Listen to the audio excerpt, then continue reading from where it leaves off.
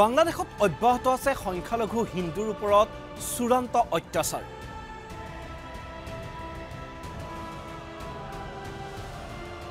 আৰু ইতিমধ্যে বাংলাদেশৰ ইউনিছ চৰকাৰে বাংলাদেশত হিন্দু নিগ্ৰহৰ কথা কৰিছে স্বীকাৰ। কিন্তু হিন্দু নিৰ্যাতনৰ কথা স্বীকাৰ কৰিলেও বাংলাদেশত এই পৰ্যন্ত কমা নাই হিন্দুৰ ওপৰত অত্যাচাৰ। হিন্দুৰ ওপৰত অত্যাচাৰৰ কোনো পদক্ষেপেই লোৱা নাই ইউনিছ চৰকাৰে। নিয়ম মাফিক আশ্বাস দিয়ে দায়িত্ব সামৰাৰ চেষ্টা চলাইছে মহম্মদ ইউনিছ নেতৃত্বাধীন অন্তৱৰ্তীকালীন চৰকাৰখনে। শেখ হাছিনাৰ বাংলাদেশৰ পৰা পলায়নৰ পিছত হিন্দুৰ নিৰ্যাতন হোৱাৰ কিছু তথ্য দাঙি ধৰিছে বাংলাদেশৰ অন্তৱৰ্তীকালীন চৰকাৰে। সোমবাৰে ভাৰতৰ বৈদেশিক সচিবে বাংলাদেশ চৰকাৰক দেশখনত চলা হিন্দুৰ ওপৰত অত্যাচাৰৰ প্ৰসংগত গভীৰ উদ্বেগ প্ৰকাশ কৰি ব্যৱস্থা গ্ৰহণৰ দাবী জনাইছিল। আৰু তাৰ পাছত নিয়ম মাফিক কিছু তথ্য দিছে বাংলাদেশ চৰকাৰে। কিন্তু বাংলাদেশ চৰকাৰৰ হাতত বিগত অক্টোবৰৰ পৰা দেশখনত চলা হিন্দুৰ ওপৰত নিৰ্যাতনৰ কোনো তথ্যই নাই এই পৰ্যন্ত। এক কথাত বাংলাদেশত চলা সংখ্যালঘুৰ ওপৰত চূড়ান্ত অত্যাচাৰৰ তথ্য লুকুৱাইছে মহম্মদ ইউনিছ চৰকাৰে। আৰু ভাৰতে জনোৱা অভিযোগৰ পিছতেই এতিয়া বাংলাদেশ চৰকাৰে দিছে তথ্য যে 5 আগষ্টৰ পৰা 22 অক্টোবৰলৈ বাংলাদেশত 88টা এনে হিন্দু নিৰ্যাতনৰ ঘটনা সংঘটিত হৈছে আৰু তাৰ সন্দৰ্ভত গোচৰ ৰুজু হৈছে। আৰু তাৰ পৰিৱৰ্তে মাত্ৰ 70 জন লোকক গ্ৰেপ্তাৰ কৰা হৈছে। কিন্তু অক্টোবৰৰ পিছৰ কোনো তথ্যই নাই বাংলাদেশ চৰকাৰৰ হাতত।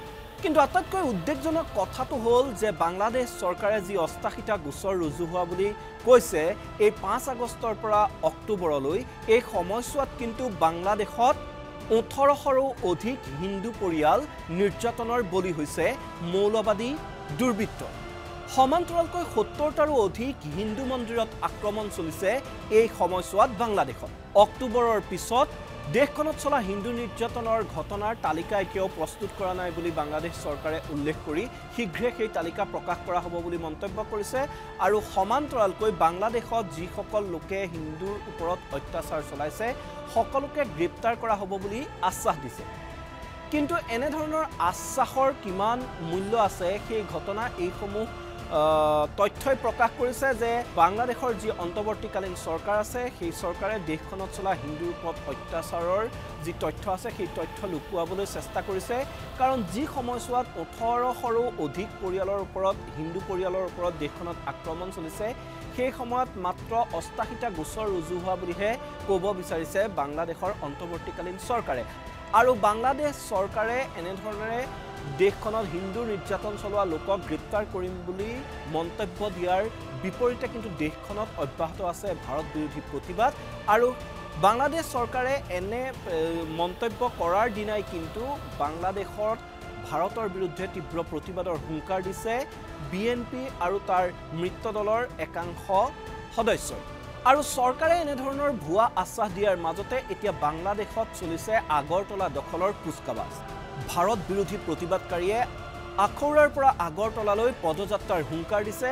আৰু সেই সীমান্ত অঞ্চলৰ যিসকল ব্যৱসায়ী আছে তেওঁলোকৰ প্ৰতিবাদত অংশগ্ৰহণ কৰিবলৈ আহ্বান জনাই তেওঁলোকৰ দোকান পোহাৰ বন্ধ ৰাখিবলৈ আহ্বান জনাইছিল। কিন্তু সেই অঞ্চলৰ যিসকল ব্যৱসায়ী আছিল তেওঁলোকে এই যি ভাৰত বিৰোধী প্ৰতিবাদ তালৈ সমৰ্থন নজনালে, ফলত আজিও দোকান পোহাৰ খোলা থকা দেখা গ'ল। কিন্তু বাংলাদেশৰ এই যি ভাৰত বিৰোধী প্ৰতিবাদ তাৰ বাবে এতিয়া সীমান্ত অঞ্চলত কটকটীয়া কৰি তোলা হৈছে নিৰাপত্তা ব্যৱস্থা। BSFৰ সমান্তৰালকৈ সীমান্তত অতিৰিক্ত নিৰাপত্তাৰক্ষী বাহিনী ত্ৰিপুৰা আৰক্ষী নিয়োগ কৰা হৈছে। আগৰতলাৰ যি সীমান্ত সেই সীমান্ত কটকটীয়া কৰি তোলা হৈছে। আৰু আখৌৰাৰ পৰা আগৰতলাৰ সীমান্তৰ যি পথ আছে সেই পথত বেৰিকেড বহুৱা হৈছে। এক প্ৰকাৰ সকলো সষ্টম হৈ আছে যাতে এনেধৰণৰ কোনো ধৰণৰ ঘটনা সংঘটিত কৰিব নোৱাৰে এই ভাৰত বিৰোধী চক্ৰটোৱে। আৰু এই ক্ষেত্ৰত এটা কথা ক'ব লাগিব যে এতিয়া ইউনিছ চৰকাৰে ভাৰতৰ হেঁচা পাই তেওঁলোকে কিছু মন্তব্য কিছু তথ্য প্ৰকাশ কৰিছে যদিও যি ধৰণৰ ঘটনা এতিয়া হৈ আছে সেই সকলো ঘটনা যে তেওঁলোকে লুকুৱাব বিচাৰিছে আন্তঃৰাষ্ট্ৰীয় মহলৰ পৰা সেই কথা এই তথ্যই স্পষ্ট কৰিছে আৰু যিহেতু অক্টোবৰৰ পিছৰ পৰা তেওঁলোকৰ হাতত কোনো তথ্যই নাই বুলি এতিয়ালৈকে প্ৰকাশ কৰিছে তাৰ তালিকা প্ৰস্তুত কৰিবলৈ দিয়া হৈছে বুলিহে তেওঁলোকে মন্তব্য কৰিছে সেই ঘটনাই এক প্ৰকাৰ যে অন্তৰ্বৰ্তীকালীন ইউনিছৰ যিখন চৰকাৰ আছে সেই ইউনিছৰ চৰকাৰে তাত বাংলাদেশত হিন্দুসকলক সুৰক্ষাৰ বাবে কিমান ব্যৱস্থা গ্ৰহণ কৰিছে সেই কথা জলজল পটপটকৈ প্ৰকাশ কৰিছে এতিয়া সেইবাবে কোৱা হৈছে যেন এক প্ৰকাৰ যেন হিন্দুৰ বধ্যভূমিত পৰিণত হৈছে বাংলাদেশ আপুনি বিচৰা বাতৰি পাব কেৱল নিউজ 18 এপত নিউজ 18 এপ ডাউনলোড কৰিবলৈ স্ক্যান কৰক এই QR কোড গুগল প্লে ষ্টৰতো পাব এই নিউজ 18 এপ